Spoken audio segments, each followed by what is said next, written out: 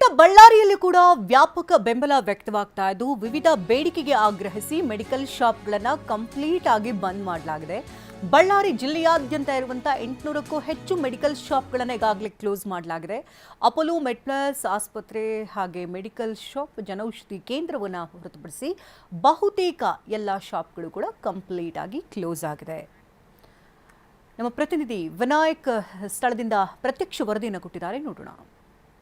ಬಳ್ಳಾರಿಯಲ್ಲಿ ಕೂಡ ಸಾಕಷ್ಟು ಮೆಡಿಕಲ್ ಶಾಪ್ಗಳು ಬಂದಾಗಿರುವಂಥದ್ದು ತಾವು ಗಮನಿಸ್ತಾ ಇದ್ದಾರೆ. ನಾನು ಬಳ್ಳಾರಿಯ ಹಳೆ DC ಆಫೀಸ್ನ ರಸ್ತೆಗೆ ಹೋಗುವಂಥ ಮಾರ್ಗದಲ್ಲಿ ಹೆಲ್ತ್ ಪ್ಲಸ್ ಮೆಡಿಕಲ್ ಶಾಪ್ ಕೂಡ ಸಂಪೂರ್ಣವಾಗಿ ಕ್ಲೋಸ್ ಆಗಿರುವಂಥದ್ದು.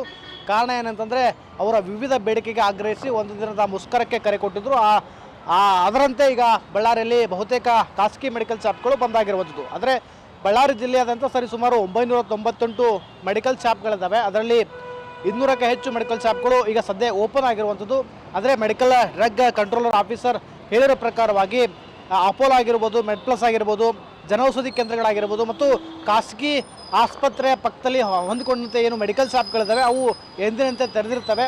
ಅದರಿಂದ ಉಳಿದಂತೆ ಖಾಸಗಿ ಮೆಡಿಕಲ್ ಶಾಪ್ಗಳು ಸಪ್ರೇಟಾಗಿ ಏನು ಪ್ರತ್ಯೇಕವಾಗಿರ್ತಾವಲ್ಲ ಆ ಮೆಡಿಕಲ್ ಶಾಪ್ಗಳು ಬಹುತೇಕವಾಗಿ ಬಂದಿರ್ತವೆ ಅನ್ನೋ ಕೂಡ ಈಗಾಗಲೇ ಮಾಹಿತಿಯನ್ನು ಕೊಟ್ಟಿರುವಂಥದ್ದು. ಅದರಂತೆ ಬಳ್ಳಾರಿಯಲ್ಲಿ ಸರಿಸುಮಾರು 700ಕ್ಕೂ ಹೆಚ್ಚು ಮೆಡಿಕಲ್ ಶಾಪ್ಗಳು ಬಂದಾಗಿರುವಂಥದ್ದು. ಅಂದರೆ ಇಲ್ಲಿ ಮೆಡಿಕಲ್ ಶಾಪ್ಗಳಿಗೆ ಬರುವಂತಹ ಜನರಿಗೆ ಕೂಡ ಸಾಕಷ್ಟು ತೊಂದರೆ ಆಗ್ತಾ ಇದೆ. ಕಾರಣ ಏನಂದರೆ ಅವರಿಗೆ ಅನುಕೂಲ ಆಗುವಂಥ ಸ್ಥಳಗಳಲ್ಲಿ ಇರುವಂತಹ ಮೆಡಿಕಲ್ ಶಾಪ್ಗಳು ಈಗಾಗಲೇ ಬಂದಾಗಿರುವಂಥದ್ದು. ಹೀಗಾಗಿ ಏನಾದರೂ ಮೆಡಿಕಲ್ ಎಮರ್ಜೆನ್ಸಿ ಬೇಕಾದರೆ ಅವರು ಸರ್ಕಾರಿ ಆಸ್ಪತ್ರೆಗೆ ಹೋಗಬೇಕು, ಜನೌಷಧಿ ಕೇಂದ್ರಗಳಿಗೆ ಹೋಗಬೇಕು, ಇಲ್ಲ ಅಪೋಲೋ ಮೆಡಿಕಲ್ ಶಾಪ್ಗಳನ್ನು ಮೆಡಿಕಲ್ ಶಾಪ್ಗಳನ್ನು ಹುಡ್ಕೊಂಡು ಹೋಗುವಂಥ ಪರಿಸ್ಥಿತಿ ಬಳ್ಳಾರಿಯಲ್ಲಿ ನಿರ್ಮಾಣ ಆಗಿರುವಂಥದ್ದು. ಅಂದರೆ ಬಳ್ಳಾರಿಯಲ್ಲಿ ಸರಿಸುಮಾರು 700ಕ್ಕೂ ಹೆಚ್ಚು ಖಾಸಗಿ ಮೆಡಿಕಲ್ ಶಾಪ್ಗಳು ಸಂಪೂರ್ಣವಾಗಿ ಬಂದಾಗಿದ್ದಾವೆ. ಹೀಗಾಗಿ ಜನರಿಗೆ ಕೂಡ ಸಾಕಷ್ಟು ತೊಂದರೆ ಆಗ್ತಾ ಇರುವಂಥದ್ದು ಹೇಳ್ಬೋದು. ಕ್ಯಾಮ್ರಾ ಪರ್ಸನ್ ಮದನ್ ಜೊತೆ ವಿನಾಯಕ ಬಳಿಗೆ TV9 ಬಳ್ಳಾರಿ.